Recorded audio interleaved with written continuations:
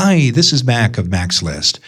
Find Your Dream Job is presented by Mac's List, an online community where you can find free resources for your job search, plus online courses and books that help you advance your career. My latest book is called Land Your Dream Job Anywhere. It's a reference guide for your career that covers all aspects of the job search, including expert advice in every chapter. You can get the first chapter for free by visiting maxlist.org/anywhere.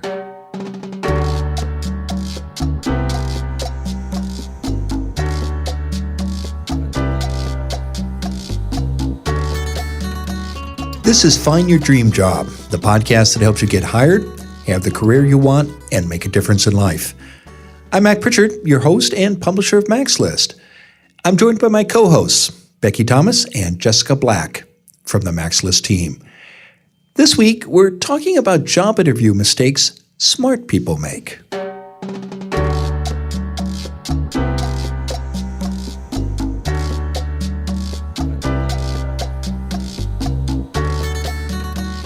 Most of us avoid rookie blunders in a job interview, but hiring managers say they see even the savviest of professionals make some errors again and again.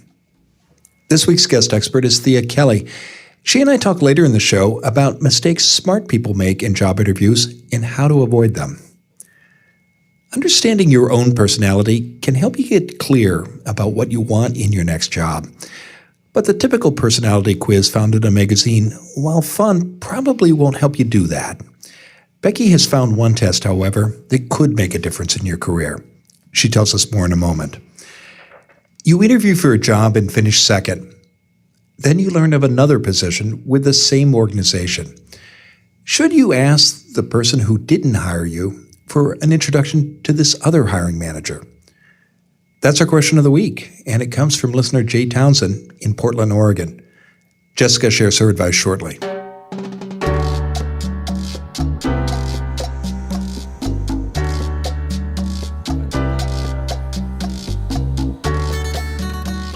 As always, let's start with the Mac's List team. And Becky, I know you have taken over Ben's job. You're out there now looking through those nooks and crannies of the internet and looking in other unexpected places too to find books, websites, and tools our listeners can use in a job search and their career. So what have you uncovered this week? Thank you, Mac, for that wonderful introduction. And for regular listeners, I'm going to try to fill Ben's shoes as I bring you the resource of the week every week. You're going to do great. I'm transitioning. So I have a cool resource today that's sort of nerdy, but I think it's really helpful for job seekers. So it comes from 538. Fans of data analysis will know it as it's known most for election predictions done by founder Nate Silver. Yeah. I know that there's been a lot in the news around election cycles and things like that, but they also analyze data in all sorts of other areas, and they have some really cool articles. So I'd encourage our listeners to check it out. And this week I want to look at this article about personality tests. It's called, I like personality tests. Yeah, They're really popular. nerdy. It's really fun. The article is called "Most Personality Quizzes Are Junk Science. I Found One That Isn't." Oh, interesting. So it's a very interesting take. The author has a really cool voice too, so it was fun to read. And she talks about how she's mildly addicted to personality tests and quizzes. She also doesn't think that they're very accurate. She calls them astrology for nerds. Yeah, usually the reason you take personality quizzes is just for the fun of it, not to actually, just the same way that you look at your astrological profile. If you do, it's not to actually devote your life to whatever it says. It's just for fun. Right. And I tend to agree with that, though I have found a lot of value in taking these tests myself. Particularly, I know we all love the Gallup Strengths Finder for how your personality specifically aligns with your career direction. Yeah. Anyway, according to the article, there's actually a science to personality, and it's something that researchers really can put into a quantified, testable format. So they talk about an assessment known as the Big Five, which judges you on a spectrum of 5 big clusters rather than specific sort of columns of personality. So it's based on the idea that you can assess personality based on the words that people use to describe themselves and others. Mm-hmm. And your results don't assign you a neat set of letters like the Myers-Briggs test. Instead, it puts you on a scale between 1 and 100 for each of these 5 big clusters of traits. And it's compared against everyone else who has ever taken the test. And it's actually a pretty short test. I took it myself, and it gives you a lot of sort of different assessments on where you're at in terms of whether you're extroverted, your sort of level of agreeableness or compassionate or politeness, conscientiousness. So like how do you look at things? How do you look at problems? How do you sort of pay attention to details or not? Negative emotionality or neuroticism, like how emotionally stable or resilient are you? And then like openness, open-mindedness, whether you're open to new ideas and activities and things like that. And then it puts you on a scale for each of those things. So I really liked that test, and I liked the article because it breaks down some of that BuzzFeed, which Disney princess are you style of personality test that makes it seem really silly, and it's actually really powerful, and it can be applied to your career. So it asks straightforward questions. It's not about revealing some unseen or deeply hidden part of yourself that you never knew existed. And it's really about being honest about the way that we approach our lives on more of an ongoing way. And that's why the test results have actually held up over time more than any other test. And it feels really relevant to folks who are looking for a new job or trying to find direction in their careers, because how important it is to think about who we are in a direct, honest, unromantic way. When you get a new job, you're not going to become a totally new person, but it is helpful to know who you are deep down, how you interact, and what you need from others, and how to apply that to your job search. So I loved it, and plus it's just fun to take personality tests. So definitely recommend to the listeners, check it out.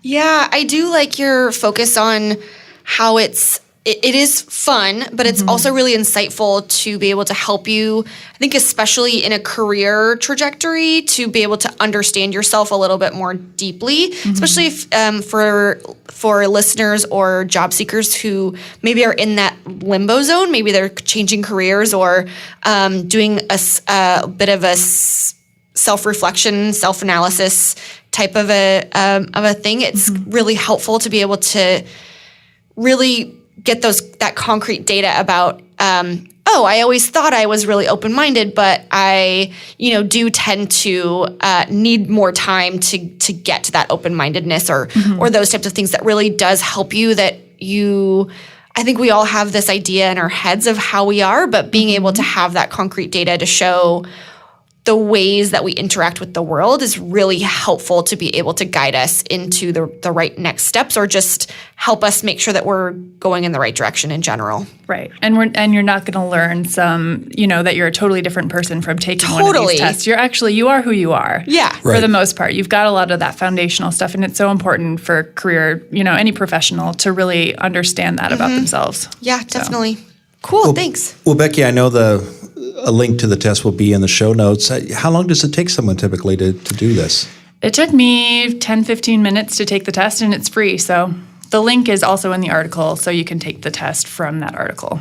Yeah, and I second Jessica's point about the importance of knowing who you are and what you offer, because, again, what we hear from a lot of job seekers is people struggle with finding the right fit. And what I love about tests like this, and particularly one that's recommended by such a good source, is it helps you paint that picture and really get to understand yourself. Totally. Good. Yep.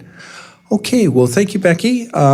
Great job. If you've got a resource that you'd like to see Becky share on the show, please write her. Her address is becky@maxlist.org. Now let's turn to you, our listeners. And Jessica is also stepping into a new role this week. Congratulations. Thank you. Yeah. So you're answering listener questions. I am. And so Becky officially turned over the Maxlist mailbag. She handed it over last last week. Yep. Last episode. Okay. Yeah. So what did you find in the bag at the top of the pile this week, Jessica? Well, this week we have a question from a listener here in Portland, Jay Townsend, and Jay emailed his question. So I'm going to read it here. Jay asks, I recently interviewed for a job, but didn't end up getting the position. I was told that I was runner-up. The hiring manager really seemed to like me and encouraged me to stay in touch. Another job has opened up at the same organization, but in a different department. Would it be appropriate to reach out to the person I previously interviewed with and ask her to recommend me to the new hiring manager? So I think this is a really great question. And thank you, Jay, for asking that, because I think a lot of people struggle with this. It's kind of an awkward situation. You don't really know how to maneuver that. Number one, I do think that it would be appropriate and acceptable. I want to give a couple of caveats as well, though. I do want to make sure that the position that you're applying for in this new department is similar or very similar to the job that you applied for before, because that might look a little bit strange if you are applying for something vastly different, although adjacent can also work. So as long as your skill sets match up with both jobs, so you can kind of have that explanation to be able to demonstrate that I applied before, I was a runner-up, and then this new position is similar. I do have the same qualifications and am just interested in working for this organization.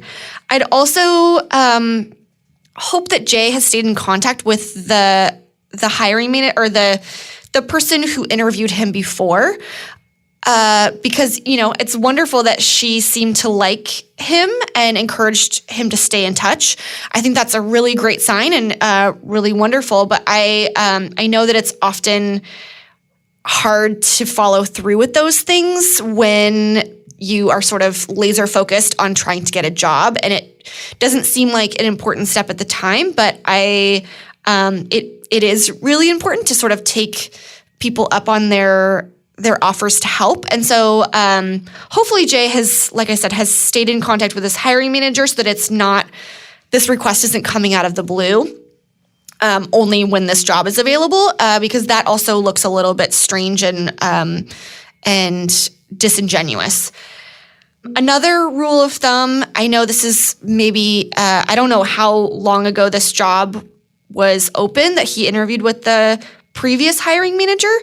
But another good rule of thumb in these types of scenarios is to, when a hiring manager offers to stay in touch or encourages you to stay in touch, that's a good opportunity to request feedback on how you did, not necessarily how you did in the interview, but kind of what else you could improve upon and how to best position yourself for future career endeavors. And so that would be, again, this is things that would be taken for future reference, but being able to jump on the chance for those to be able to request some feedback, and then that way you can position yourself well for the next time. Lastly, I would just suggest that, Jay, in this current scenario, when you are applying for this new position in the same organization, submit your application materials through the formal method, and then follow up with the original hiring manager that you have that connection with, so that you are making sure that your materials are going through the way that they have been requested through the job description, but then following up with your direct connection. And if there are ways to make other connections within the organization, I would suggest not having it be with the hiring manager directly, but with other folks within the organization to have informational interviews, to just get some more information about what this position would be like in the different department. Do you guys have anything else? I know I just gave a lot of feedback there, but hopefully it wasn't too all over the place. No, I think that was great. I think, the keys of, number one, applying for a job that's at least, somewhat similar to the job you apply for, because you have to know sort of what your key skills are. And if you're applying for two totally different positions, that original hiring manager is probably going to be like, well, I don't really get why you're applying for this other job, right, so I'm not going to recommend you. Right. So that's definitely key. And then just that, you have already been doing that sort of ongoing relationship building with that person, because it sounds like he has a solid foundation. Yeah. Having that person be like, please keep in touch, is a really good sign. And that's I think right. You should go for it. Cool. Thanks. No, I think that's spot on, Jessica. To your original point about the awkwardness that sometimes we feel when we've been passed over for a position, if you can just manage through that. And it's never as awkward as you think. It just feels that way. Exactly. So you reach out to that hiring manager and say, hey, I just want you to know I've applied for this other position. I'd be grateful if you would reach out to this other, your peer, and let them know about our experience talking together. And you had recommended that we stay in touch. And the other point I'm really glad you brought up is the importance of just making sure you do all the right things when you apply for a job and you don't get it, sending the thank you notes, connecting with people on LinkedIn. Absolutely. Because you just never know where the people that you meet in an interview process might surface later. And while you may never meet them again, it's always good when you do things the proper way. Yes. It can pay dividends down the road. Yeah, and especially when the hiring manager is encouraging you to do so. I think, again, we talk about how people want to help you. And so if somebody's offering to help you in a way to stay connected, I think taking someone up on that is also the right way to do things, and just not neglecting that offer. Yeah, people really do want to help, so That's say right. yes. Well, good luck, Jay. Let us know how it goes. And thank you, Jessica, for that terrific answer. If you've got a question for Jessica, send her an email. Her address is jessica@maxlist.org. You can also call our listener line. We love recordings. That number is 716-JOB-TALK, or post a message on the Max List Facebook page. If we use your question on the show, we'll send you a copy of Land Your Dream Job Anywhere. We'll be dropping Jay's copy in the mail soon. And we'll be back in a moment. When we return, I'll talk with this week's guest expert, Thea Kelley, about job interview mistakes even smart people make. Have you ever been asked a question like this in a job interview? Tell me about a time when you didn't agree with your boss. That's a tough one, right? What would you say? This is what a hiring manager calls a behavioral interview question. And it's a common tactic.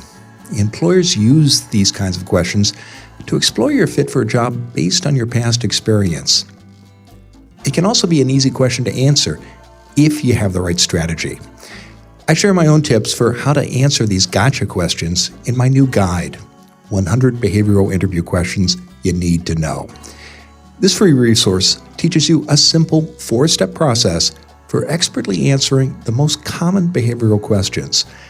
To get your copy, visit maxlist.org/questions. Again, go to maxlist.org/questions. Now, let's continue with the show. Now let's turn to this week's guest expert, Thea Kelley. Thea Kelley is a job search and interview coach based in the San Francisco Bay Area, and she serves job seekers nationwide. She's also the author of the Amazon bestseller, Get That Job, the quick and complete guide to a winning interview. She joins us today from Albany, California. Thea, thanks for coming on the show. Sure. It's always great to talk to job seekers. Well, and you know a lot about that world. You've been working in the field for some time now. And that's given you an unusual perspective because about our topic this week, it's the interview mistakes that you've seen smart people make. So let's talk about that, Thea.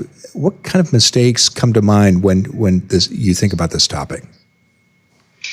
Well, even the smartest candidates, even those who are really great at doing their job, they often fail to be proactive and strategic about selling themselves in the interview. And job search is like marketing and sales, especially the interview. You and your expertise and your time are the product, and you need to make that product stand out from the others. That's what an interview is really about. It's not just showing that you're qualified, because they already have a pretty good idea you're qualified or you wouldn't be there at the interview. But it's to stand out, to show why you're the one who is the one that they should want to hire. And what makes you stand out is something you need to identify. So you need to know what your top differentiators are. Maybe the top 2 or the top 4 or the top 5. And you might think of these as your unique selling proposition, your brand, your selling points. I call them your rev points because I have an acronym for what makes a key selling point really work, and it's REV. Okay. REV. Well, let's dig into that and step back just for a moment, Thea, because I think people understand the importance of preparation for an interview, and they do want to stand out. How do you recommend that people figure out what those differentiators are? Okay, so one thing is, it's a matter of sort of asking yourself some questions. You might ask yourself the question, what am I the go-to for? What do they tend to call on me for at work? What do they tend to most appreciate about me? What have I been in any way recognized for? If you're fortunate enough to work in a workplace where they do recognize and appreciate people. What do I have that's hard to find? For instance, if you're looking in job postings and you're seeing, okay, here are the requirements, but here are the nice to haves that they don't necessarily require, but it's extra points. Maybe you have some of those things. Or maybe some of those basic requirements you have in spades, you have more of, you're the best at a certain thing. So asking yourself questions like that, you want to make a good long list and then narrow it down to the top most important ones that you're going to emphasize in the interview. And the way you narrow it down is by what I'm going to tell you about what the REV acronym stands for. Okay. And let's get to that in a moment. But I know our listeners have to be wondering, well, that seems pretty basic. Why do presumably smart people not do this? What stops them from doing it, Thea? Yeah. A lot of people tend to feel that it's the interviewer's job to figure out why they would want to hire you. And so you might tend to go into the interview just kind of passively sitting back, waiting for questions to come at you and answering them one by one without having an overarching strategy, without going into it knowing, okay, these are my core messages, and I'm going to make a point of making sure that these things come up. Does that answer your question? It does. But what do you say, Thea, to people who think, well, this job interests me. I'd like to learn more about it. Let's have a conversation with the hiring manager, and I'll see if I indeed really want to chase this. What would you say to a candidate like that? Yeah. Well, an interview is a two-way street, and you are trying to find out more about it so that you can make a decision. But at the same time, if you don't go into that interview already feeling like, I probably want this job, and already having a certain excitement and passion about it, you're probably not going to be the one who gets the offer. So I think you need to do enough research up front, researching that job title, making sure you understand thoroughly what the job entails, researching the company by asking through word of mouth, through Glassdoor.com, through other online resources. So you need to go into it already with a pretty good sense that you want to get an offer. What would you say, Thea, to somebody who truly is on the fence? They've done the research. They're not certain if they want the job. Do they still need to come in ready to make a case for themselves? Absolutely, yes. And I would say, see if you can just go on the assumption that you do want the job and work from there. If there's one major question about the job that would make or break it for you, and it's not a question about pay or benefits, maybe you could find a way to ask that early on in the process, ideally when you're in the phone screening, or perhaps in the interview. But it would really be better to be just going there on the assumption that you want the job. So there may be a little bit of acting involved there. I do like to encourage people to be authentic, but if you're not sure whether you want the job, that's one thing that I wouldn't suggest you really let show. And do you advise people, Thea, sometimes if they're just not particularly enthusiastic about the position, not to come in for that first interview? In other words, they've done their homework. That you don't think you want? Yeah, they've done their homework. They've decided, well, I'm not sure this is a good fit for me. Should they still invest the time in going in and selling themselves, or should they just focus on other opportunities? Well, I'd say it would be better to focus on other opportunities. There's something to be said for going to the interview anyway for practice, but on the other hand, how authentic is that? You're representing yourself as someone who's interested in the job when you're not really. So that's a question for each person to kind of answer for yourself. Are you comfortable with doing that? Okay. Well, terrific. So you need to do your homework before you walk in the door and be prepared to sell yourself. And take us through that acronym you mentioned earlier, Thea. Those 3 letters, tell us what they are and what they stand for and how people can put them to work. Yeah, so I talked about key selling points, and identifying those is a real big part of being strategic in the interview, not being passive, being proactive, knowing what your key messages are you're trying to say. And I talked about how you can ask yourself some questions to try and determine a good long list of things that might be your key selling points. When you get to narrowing that down, you need to have a criteria. What's going to make you decide that one selling point is more crucial than another? And that's if it has rev. If it's a true rev point, as I call them, it's going to have relevance. That's the R. It's going to be very relevant to the employer's needs. It's really what they're looking for. Maybe even it addresses some pain points of theirs. It's what they want. It's going to have E, which is the E in rev. It's going to, for exceptional. It's going to be something that not everybody has. It's exceptional. It's hard to find. You're exceptionally good at that thing, or you have a certification that most people don't have, or you have, something that is above and beyond. And then the V in rev means what you're talking about has to be verifiable. Now, facts are naturally verifiable. So if one of your rev points, one of your key selling points is the fact that you have an MBA from a top school, that's pretty much verifiable. It's a fact. They may check it out in the background check. But when you say it in the interview, they're not in too much doubt that you really do have that. But if you're saying something like, I'm really good at motivating teams, that kind of sounds like an opinion rather than a fact. And so it isn't terribly verifiable unless you make it verifiable by offering some kind of evidence for it.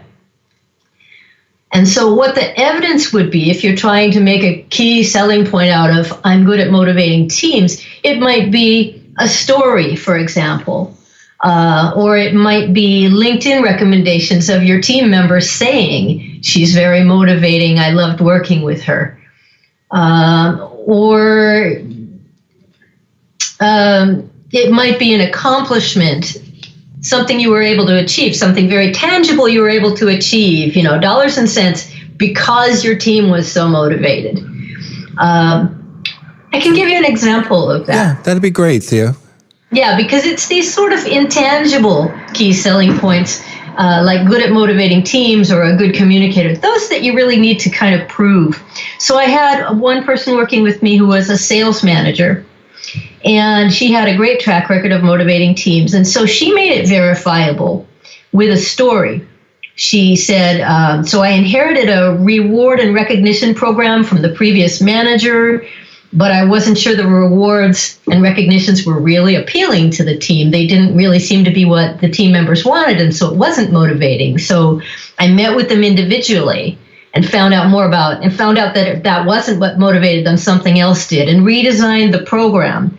And in the end, that unleashed a flood of excitement and performance. And our sales went up from 20,000 to 42,000. And that makes it, that story kind of verifies that she really is good at motivating teams. Okay. Well, I know you're a big fan of telling stories, and a lot of people don't do that in job interviews, do they? Right. A lot of people don't, and it's super important. For one thing, if they're asking behavioral questions, like tell me about a time when, then you really have to have a story. But even if they don't, even if they ask a question like tell me about your skills with, or your experience with this or that, you can talk about it generally, but it doesn't really become real and memorable, and it isn't quite as believable if you don't actually tell them a story. because the story has details in it that show that it's a real story. And then they can ask you questions about the background of the story, and you're going to be able to answer them. And all of that makes it all so much more credible. So let's talk about questions. Some of the mistakes I know you've written about in the past that we've touched on here are the importance of preparation, having a selling proposition, being proactive in the interview and making a case. Why is it important, Thea, to have questions when you walk into the room, and why don't people do that? So I'm a little baffled as to why anybody would not at least plan some questions, but I think a lot of times what happens is they've planned 3 or 4 questions, and by the time they get to the end of the interview, in the course of the discussion, the interviewer has already kind of answered those questions, and then they're stuck saying, well, I don't really have any additional questions, which makes the candidate look like they're really not all that interested, not all that curious. So one thing you need to do is be sure that you've got a lot of questions, like I would say a list of about 10. You're not going to ask all those because, like I said, some of them will very likely already have been answered. But having that many gives you a backup. And people often ask me, can I actually bring a list of questions? Yes, you can. You don't want to bring a list of things like your selling points because that's about you and you're expected to simply know about you. But your questions can actually be written down on a notepad. So you want to come in armed with that. But questions, Matt, are not just for the end of the interview. That's another thing a lot of people misunderstand. So you encourage people to ask questions throughout the interview? Yeah, there are a number of places where asking questions sooner can really help you. Can help you gain insights, understand the job better and the employer's needs, and better be able to sell yourself. So, for instance, at the very beginning of the interview, here's a great one. You can, right when you're thanking them, so thank you for inviting me to the interview, you can go ahead and say, may I ask what was it that made you decide to interview me? I'm wondering what it was in my background that made you decide to call me in here today. And what you're going to learn from that is what your key selling point is in their eyes, which is even more valuable than knowing what it is in your eyes. And at that moment, you might kind of revise your idea of what is the main thing you want to emphasize throughout the interview. I love that, yeah, because it gives you an opportunity to key in on what their interests and concerns are, doesn't it? Right. And then you can emphasize those. Yeah. You can emphasize those the same way you'd emphasize any other key selling point or rev point, by talking about it in your answer to the question, tell me about yourself, so that right at the beginning of the interview, you're talking about the important things, and by making sure you tell stories that relate to those key selling points, and even mentioning them at the end of the interview when you're wrapping up. So that's really important. Another way you can ask questions in the middle of the interview is at the end of an answer. Sometimes you might want to say something like, what questions or comments do you have about anything that I just said? Or would you like to know a little bit more about what I was just talking about? Well, terrific. Well, so bottom line, be prepared. Know what you have to offer. Be proactive. Don't sit there passively responding to questions, and engage your interviewers. Don't be afraid to go back and forth. Thea, it's been a great conversation. I know these are, for some listeners, these might seem like obvious steps, but I've seen candidates make these mistakes myself. Candidly, I've in my career, I made a couple of them myself. So thanks for joining us today. Tell us, Thea, what's coming up next for you? Well, I'm always writing articles about job search, and people can read these tips by visiting greatjobsooner.com. That's my blog, greatjobsooner.com. And right now you can actually get a free gift if you subscribe to the blog. And the subscription is free, of course. The gift is very relevant to what we've been talking about today. It's a report called How to Stand Out in Job Interviews. And it walks you through how to develop and use those key selling points or rev points that I was talking about. So if you just go to greatjobsooner.com, and on every page you're going to see a button that says subscribe for a free gift. Just click that button and proceed. And you'll find once you do that, you actually can get a second gift as well. And I'm going to leave that one to be a surprise. Okay. Well, we encourage people to go to your site, and we'll be sure to include that URL in the show notes. I know people can also learn more by visiting jobsearchandinterviewcoach.com. Thea, thanks for being on the show today. Thanks. My pleasure.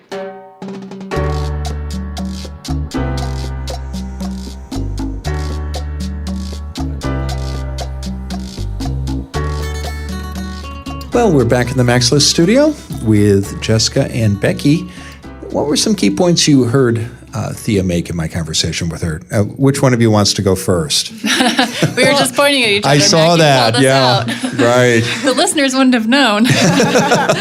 We try to keep it smooth and produced, but no, I really liked her comments at the very end about the preparing questions to ask the interviewer at the end, because I do think that is something that, even though it is more common sense and ingrained in people now, I think that still is kind of going back to the level of agreeableness, maybe. Oh, right, yeah. That people kind of just want to go in and like, nope, I'm all good. I don't want to cause any waves or like make you that's think a great point. less of me or whatever. I just want to get through this and like I've made my case and like get me out of here kind of thing. Right.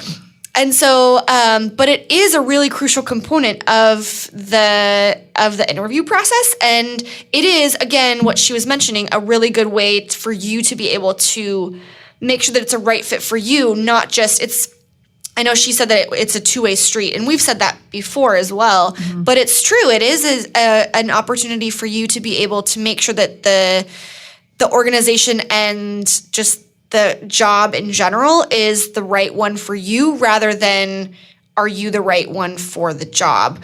It's not just a one-way thing. And so asking those questions are really crucial. And I'm really glad that she mentioned making sure that you don't have to, or that she mentioned that you don't have to wait till the end to ask them. Yeah, and make it a conversation. That it is, and hopefully when it is the right fit, it will be more of a conversation that way. It'll just kind of naturally evolve that way, where things are clicking and you are feeling like you're able to speak up very without sort of fear of not being taken seriously or whatever, and you will be comfortable enough and assertive enough and confident enough, I guess, to be able to do that. It's a nerve-wracking experience doing a job interview, but as with public speaking or an important meeting, preparation and having a clear idea what you want to accomplish can help you manage those nerves. And I loved her, to your point, Jessica, her idea about having 10 questions instead of 3 or 4. Yeah. Because chances are, if you walk in with 3 or 4, they'll probably answer most of them. Oh, yeah, that's happened to everyone, where you're like, oh, I had so many questions, but you answered them all, and now I'm left with nothing. Yeah, exactly. Well, and then, being able to ask those within the interview helps so that you're not left at the end, I think that she made great points about that. I was really excited. Becky, what are your thoughts?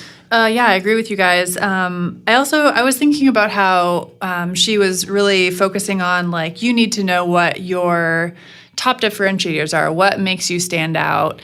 And I think we talk a lot about this, but a lot of people still struggle with it. And I think that, it's, to the listeners that are listening today, it's like you might be like, oh yeah, personal branding, like I get it.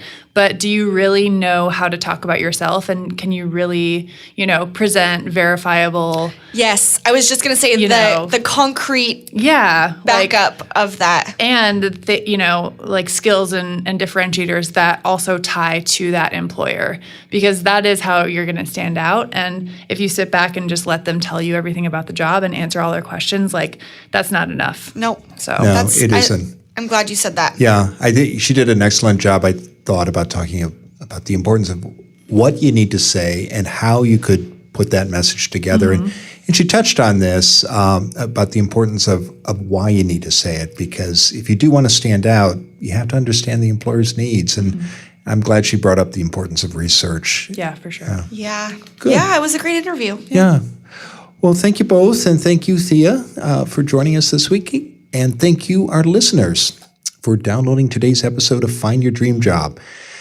Now, don't let yourself make any of those mistakes that Thea talked about, or get surprised by behavioral interview questions the next time you talk to an employer. Download today our free copy of 100 behavioral interview questions you need to know. Go to maxlist.org/questions. Again, that URL is maxlist.org/questions. And join us next Wednesday when our special guest will be Christy Mims. She and I will talk about LinkedIn mistakes we all may be making. Until next time, thanks for letting us help you find your dream job.